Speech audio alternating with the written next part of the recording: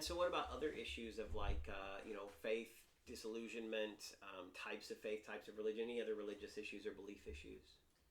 Yeah, so, obviously, like, religion is a very heavy theme of The Exorcist, because it's literally a demonic possession. Like, priests performing an exorcism. One of the main characters is a priest. But then you have, there's all of these, like we've been discussing dichotomies. There, it seems like uh, the text sets up this dichotomy between Christianity and Satanism, and in this way, like, it does something that I feel like a lot of Christian media does, where it kind of lumps not only like pagan beliefs, but like any other Yes. religion outside of Christianity as Satanism. Yes. Like, it commits the obvious fallacy that so much media does of conflating witchcraft Yes. and Satanism. And then there's the fact that Pazuzu, the demon possessing Reagan, is an ancient Mesopotamian wind god. Pazuzu does not pop up in Christian doctrine. If sorry to interrupt there, but yeah, if the author had wanted a storm or wind god that does pop up, at least in mention in Christianity in the Bible, why not go with Baal, the Canaanite god? Sure. Yeah, and like, not only is this a wind god from an entirely different religion, Pazuzu was actually thought of by the believers of of this religion to be a protector of humanity, someone called upon, not exactly a good spirit. He was thought of as kind of an evil spirit, but an evil spirit that protected people from other evil spirits. Like a gargoyle. I see. Like the evil versus evil motif in the movie. Yeah. Sure. Yeah, and so it's weird to have this, like, take this protector of humanity wind god and have him first of all act with such malice against an innocent person. Right. There would be no reason, like in his native religion, the way he's portrayed, for him to like torture and try to kill a 12-year-old girl. No motifs of wind or storms come up at all throughout the text, so that's pretty much completely gone. And then you have I had something else. It's like what the author does is take. He wanted to have an ancient and powerful enemy that has like gone throughout time, and so it makes sense that he would pick a god that was worshipped in Mesopotamia, which was the very first human civilization. Right. But he took away all of the traits of that god and made him a generic evil, generic evil, just anything bad, yeah. He's bad. And in a way,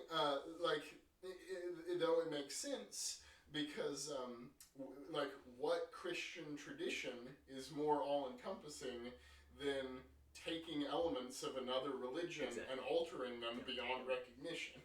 Well, and back to false dichotomies again, I didn't know it was going to come up that much, but it really is apparent because there's this dichotomy of like the familiar versus the other. Like we and the things we appropriate become part of the familiar, part of the us, part of the good. But, otherness is associated, at least in the movie, with like being primitive, being from another country, almost like America versus Iraq or Western world versus Eastern world, that kind of thing. So I definitely think that comes up as well in terms of like trying to defame the other. And what you're saying about Pazuzu as kind of a maybe kind of a twisted or evil protector, I wonder if the motivation there might not be, I'm going to make Christianity look so bad. I'm going to make these priests look so faithless and so powerless and so negative in some way that maybe it'll turn people away from a faith that is really hurting a lot of people. I'm not saying that every Christian is hurting. I know there are very good Christians out there, but Christianity, like on the whole, has done a lot of damage to our world. One of the things that Father Marin brings up in later chapters when he's talking about the demon, he says that he ran into it before in Africa, which confuses me considering the identity they give it in the book. But maybe if you were conflating otherness, it would just be like Iraq, Kenya, wherever else it might be, like you might put all those together. Yeah. Otherwise, I can't think of a reason because the cultures are quite different. And you mentioned like the damage that Christianity has done. And I think that's another thing to bring up. Very early on in the book, Father Karras kind of implies that a lot of the evil in the world is due to a lack of faith in God. And so the question I would pose to him, if that is the case, then what was the Inquisition? What were the Crusades?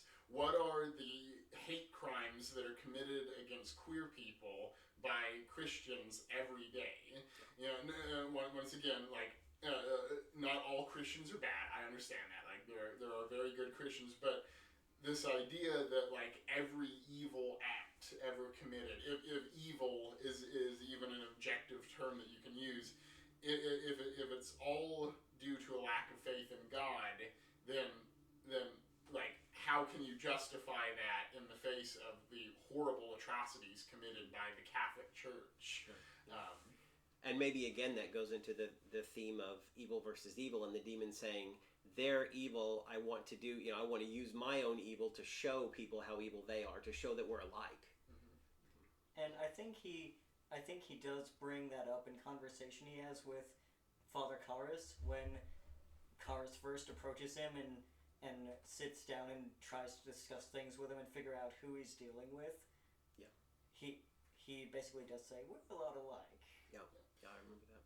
And, like, the demon does very specifically bring up hypocrisy at several, like, one of the very first, when Father Marin, the titular exorcist, actually comes to the house, one of the very first things out of the demon's mouth is hypocrite. Yeah. Because, like, the demon is, like, trying to point out that Marin is using Reagan as their last battleground, their last fight. Like, the demon is trying to put forward the idea that Marin does not care about Reagan. He could care less about the girl. He wants one more win against the demon.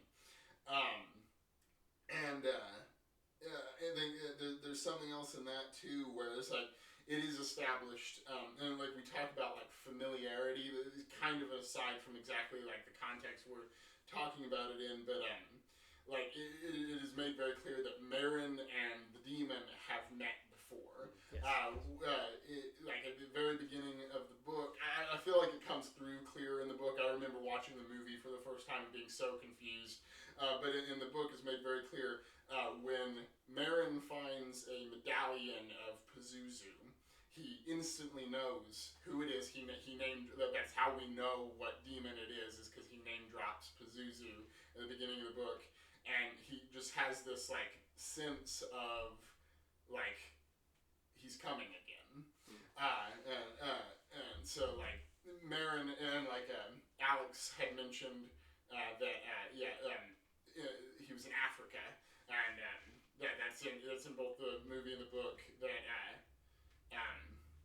Marin did an exorcism in Africa. That was also Pazuzu. That was their last meeting ground, so to speak. And so there is definitely this sense of old rivals doing one last battle. And I think it's weird. I don't know if Marin seems to have quite a few, like, prophetic, like, I don't know if I'd say powers, but he does seem to have some level of prophecy. First of all, he knows as soon as he sees the medallion that Pazuzu is back, that he's going to strike again.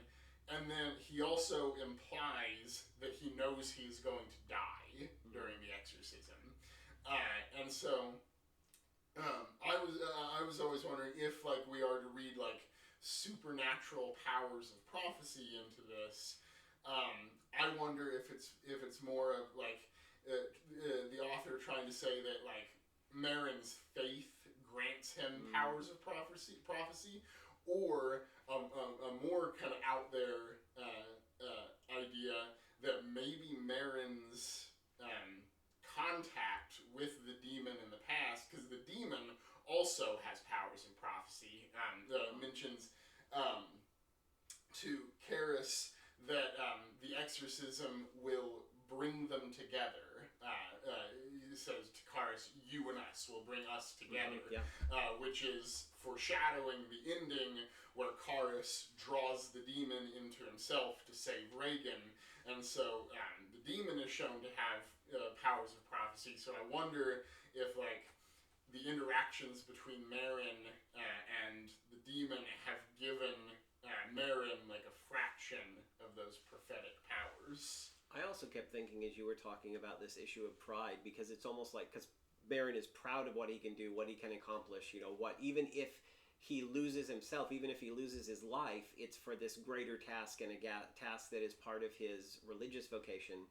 And it makes me think in that way, there's no way that Pazuzu can lose other than them asserting that sin of pride. So he may be definitely wanting to use the particular religious virtues that they value against them. Yeah. Anything else on that?